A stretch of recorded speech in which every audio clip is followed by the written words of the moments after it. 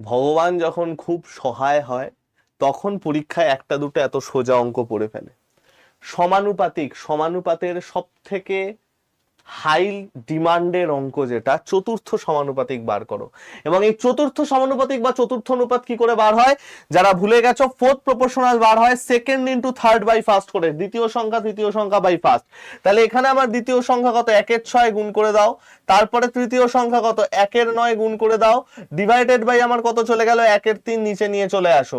তাহলে আমার এখানে কত চলে আসছে ভাই, 1/6 = 54 ইন্টু ওপরে চলে গেল 3, 3 দিয়ে কাটো, 1/18। তাহলে আমার অ্যান্সার কত চলে গেল, 1/18।